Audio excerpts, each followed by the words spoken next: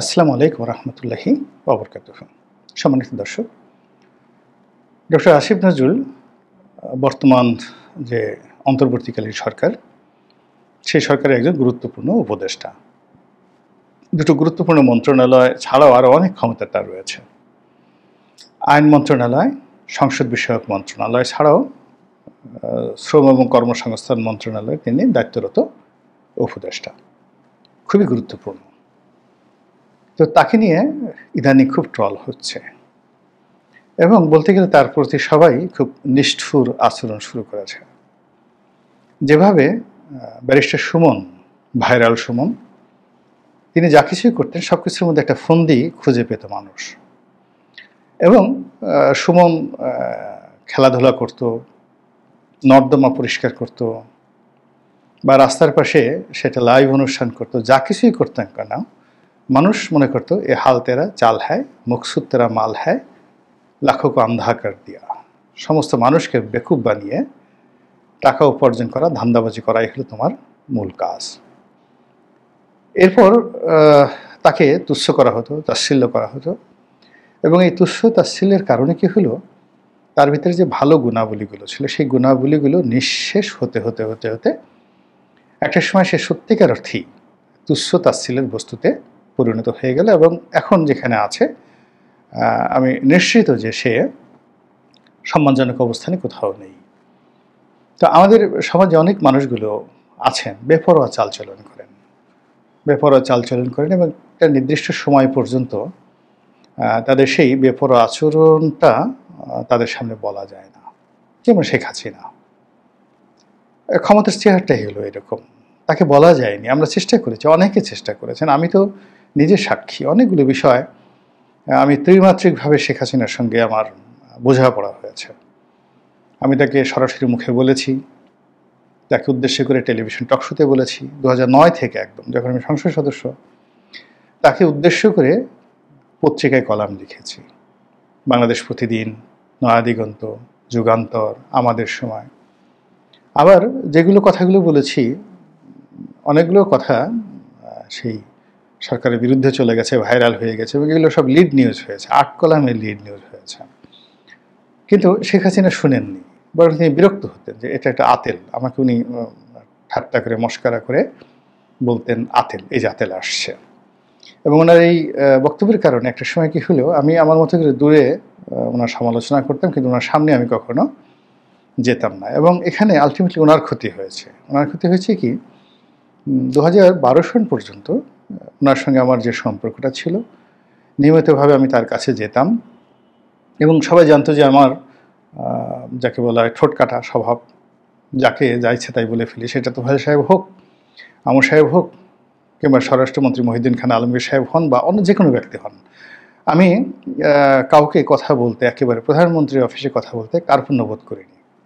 সেটা বাহাউদ্দিন নাসিম সাহেব হন, কিংবা জাহাঙ্গীর কবির নানক হন, কিংবা মাহবুল আলম হানিফ, ইভেন সৈয়দ আশরাফ সাহেব, ওবায়দুল কাদের, তো মানে প্রশ্নই আসে না। আমি বলতাম একেবারে প্রকাশ্যে এত অপ্রিয় কথাগুলো বলতাম, যেগুলো আসলে আপনারা বললে হয়তো অবাক হয়ে যাবেন যে আমি কতটা নির্বোধ। ঠিক সেভাবে আমি কথাগুলো বলতাম। ফলে কি হতো, 2012 পর্যন্ত প্রধানমন্ত্রীর কার্যালয়কে কেন্দ্র করে এই সকল টাউট বাটুয়ারদের একটা ওরকম যাকে বলা হয় প্রাধান্য তখনও বিস্তার লাভ করেনি। আমি একদিন প্রধানমন্ত্রীর রুমে ছিলাম প্রায় 3 ঘন্টার মতো। এই 3 ঘন্টা বাইরে বসেছিলেন সালমান এফ রহমান, এবং বাইরে সালমান এফ রহমান শেখরের রুমে বসেছিলেন। সাইফুজ্জামান শেখর পরবর্তীতে এমপি হয়েছিলেন। আমি বের হয়ে দেখি শেখরের রুমে সালমান বসে আছেন। আমি শেখরকে ডাকলাম, এই শেখর, তুমি এই সালমানকে এখানে বসিয়ে রাখছো কেন?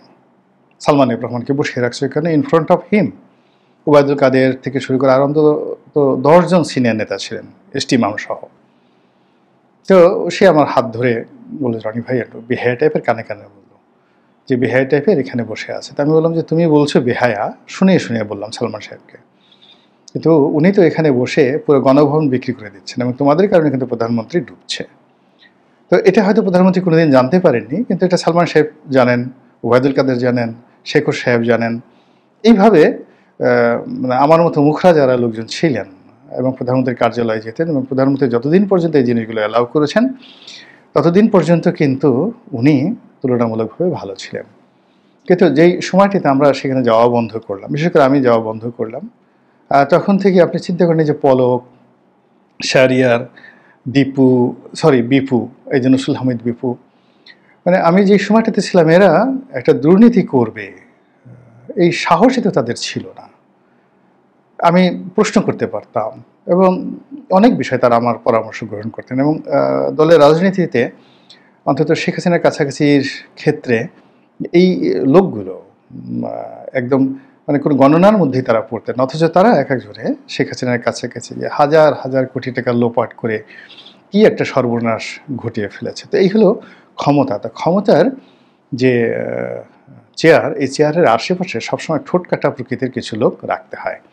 তো ডক্টর আসিফ নজরুল মূলত শিক্ষক মানুষ, তিনি লেখক মানুষ, তার স্ত্রী একজন অভিনেত্রী, তার শ্বশুর একজন আবেগপ্রবণ হুমায়ুন আহমেদ, মানে পুরোটার মধ্যে একটা ইলিউশন কাজ করে, কল্পনা কাজ করে। তো তার যে কল্পনা, সেই কল্পনার যে জায়গা, সেই জায়গায় নিয়ে তিনি সরকারি পদ পদবি, রাজনীতি, চেয়ার এগুলো নিয়ে অনেক কাব্যিক ঢঙে অনেক চিন্তা করেছেন এবং সেই বিষয়গুলো এখন তার জন্য বুমেরাং হয়ে গিয়েছেন। একটা সময় তিনি মুরগির ডিমের দাম কেন বাড়লো, আন্তর্জাতিক বাজারে তেলের মূল্য বেড়েছে, পেট্রোল অকটেন দাম বেড়েছে, তো তিনি ঠাট্টা করে বলছেন যে মুরগি তো পেট্রোল খায় না।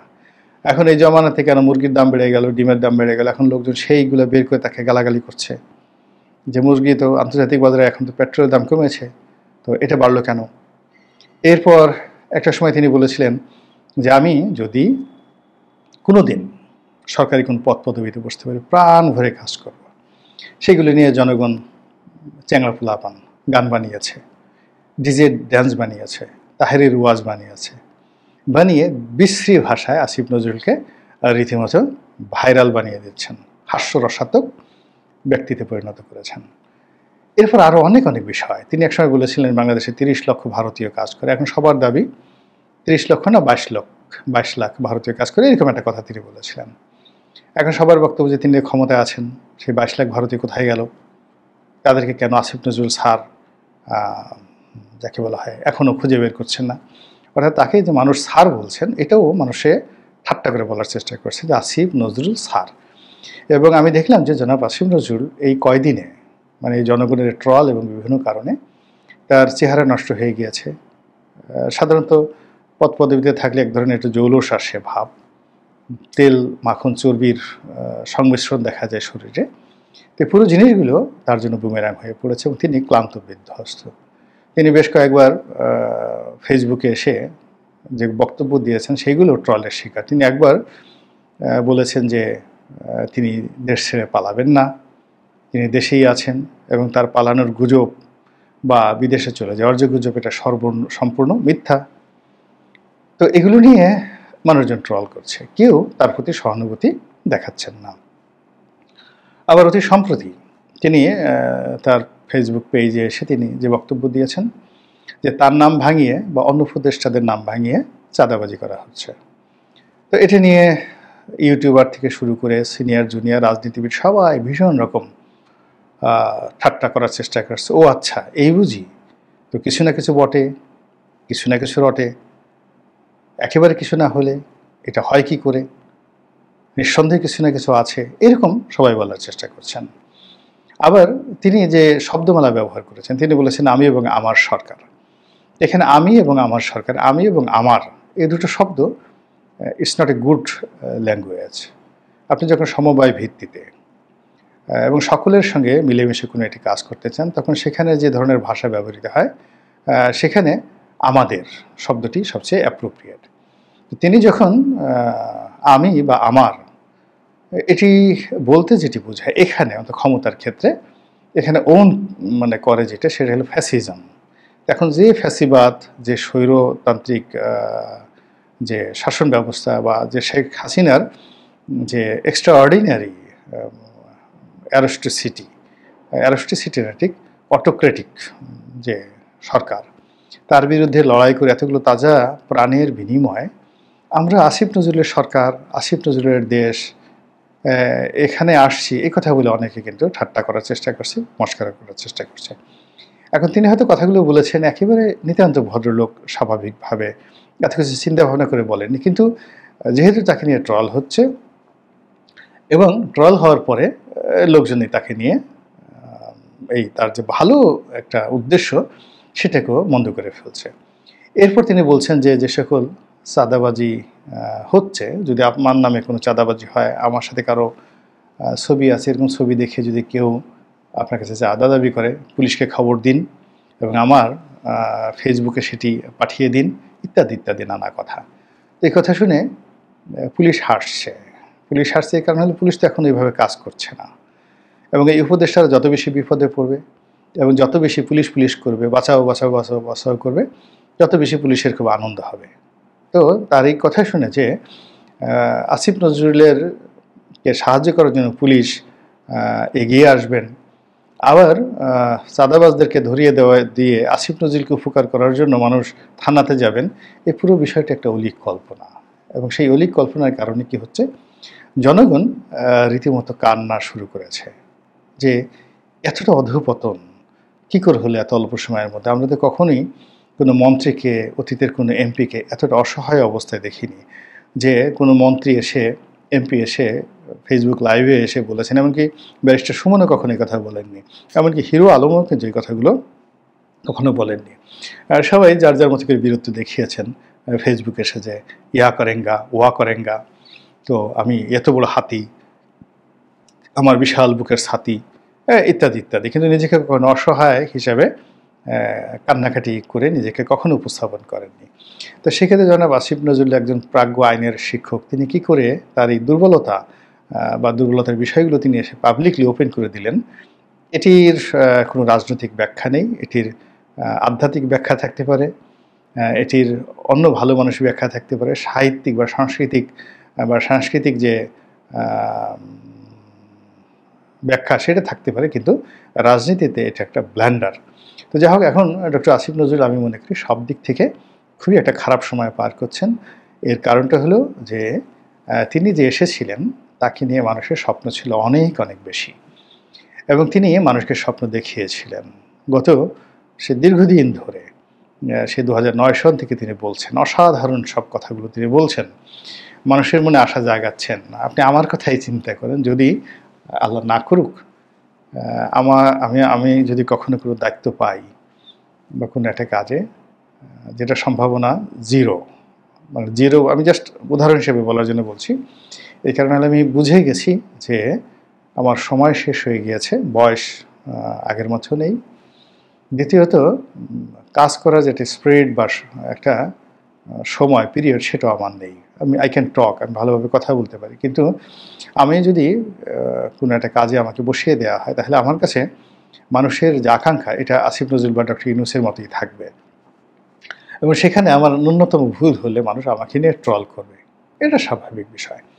তো এই যে আসিফ নজরুল সাহেব সারা দেশের মানুষকে যে আশা জাগিয়েছেন, বিশ্বাস জাগিয়েছেন, এবং মানুষ তার প্রতি নির্ভর করেছে, এবং সেই নির্ভরতার কারণেই তিনি এই যে এখন ট্রলের শিকার হচ্ছেন। এবং এটা তিনি কতদিন চালাতে পারবেন, কতদিন এত সব প্রতিদ্বন্দ্বী, এত সব নেতিবাচক কথাবার্তার ভার তিনি বহন করতে পারবেন, কতক্ষণ তিনি এবং তার পরিবার এই ভার বহন করে সামনের দিকে এগোতে পারবেন, এটা আমি এখনও বলতে পারছি না। It's really a tough time for doctor Asif Nazrul.